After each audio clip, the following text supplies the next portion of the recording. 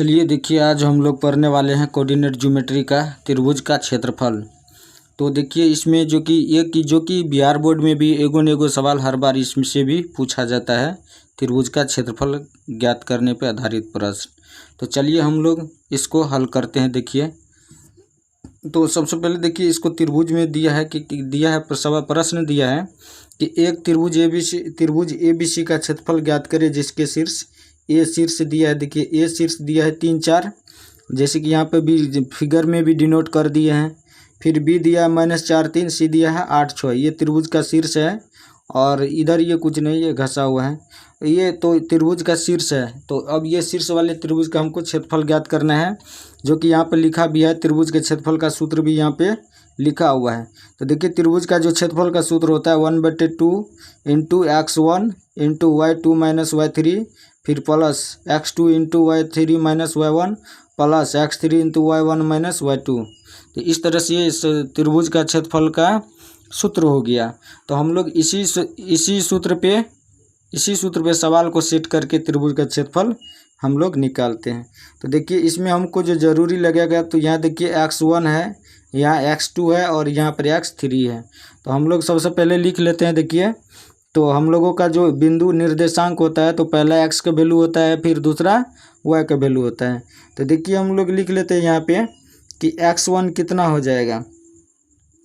तो देखिए x1 जो होगा, तो यहाँ जैसे फिगर में हम बता देते हैं कि ये x1 हो गया और ये जो है x2 हो गया और ये x क्या हो गया 3 हो गया। फिर ये कितना हो गया y1 हो गया, फिर ये y2 हो गया और ये क्या हो गया y3 हो गया। तो इसी को यहाँ पर लिखेंगे। देखिए तो x1 कितना हो गया, तो पहला बिंदु का जो पहला मान होता है वो x का मान होता है। तो पहला बिंदु का पहला मान कितना है 3 है, तो ये x1 हो गया। दूसरा बिंदु का पहला मान कितना है -4 है, तो x2 कितना हो जाएगा -4 हो जाएगा।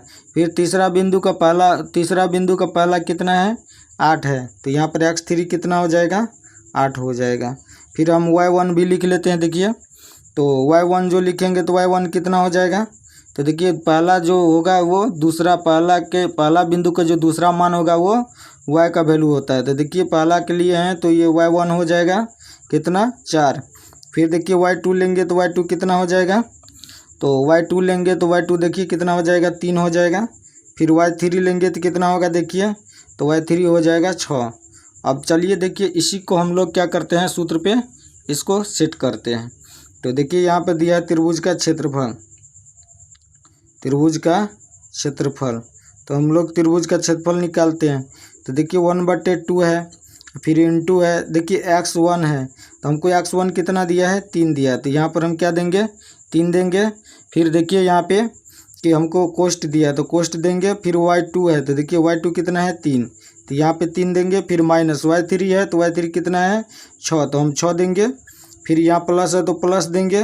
फिर देखिए यहाँ पर x2 है, तो x2 कितना है -4 है, तो यहाँ प्लस माइनस क्या हो जाएगा माइनस हो जाएगा। तो यहाँ देखिए यहाँ प्लस होता है, यहाँ प्लस है लेकिन यहाँ माइनस है, तो प्लस माइनस क्या हो जाएगा माइनस हो जाएगा। 4 है तो 4 हो जाएगा। फिर यहाँ पे कोष्ट देंगे। अब देखिए कोष्ट में क्या है y3 है, तो y3 कितना है y3 6 है। फिर माइनस y1 कितना है 4 है। फिर देखिए प्लस है तो प्लस देंगे। फिर x3 कितना है 8 है, तो x3 8 है। फिर इंटू देखिए y1 कितना है 4 है। फिर माइनस का y2 कितना है 3 है। चलिए इसको कोष्ट बंद कर देते हैं। तो देखिए यहाँ पे अब इसको हल करते हैं। तो देखिए यहाँ पर क्या होगा 1/2 हो जाएगा, ये 1/2 हो जाएगा। फिर इसको हल करते हैं। देखिए तो थोड़ा ध्यान से देखिए आप लोग, क्योंकि ध्यान से देखने पे ही सवाल को समझ में आएगा। तो यहाँ पे देखिए 3 हो गया। फिर यहाँ पे घट के कितना हुआ -3 आया, ठीक है। फिर यहाँ -4 है और घट करके ये कितना आएगा, तो अभी कोष्टे में रहने देते हैं। तो ये कितना आ गया 2 आ गया। फिर यहाँ देखिए +8 है तो 8 देंगे। फिर यहाँ पे कितना आ जाएगा 1 आ जाएगा। तो इस तरह से ये क्या हो गया कोष्ट बंद हो गया। फिर देखिए यहाँ पर 1/2 कितना है 2। फिर यहाँ पर गुना कीजिए, माइनस प्लस यहाँ पर नहीं कुछ है तो प्लस है, प्लस माइनस क्या हो जाएगा माइनस। 3 तिया कितना होगा 9। फिर यहाँ माइनस है तो माइनस देंगे। फिर कितना होगा 4 दूना 8 हो जाएगा।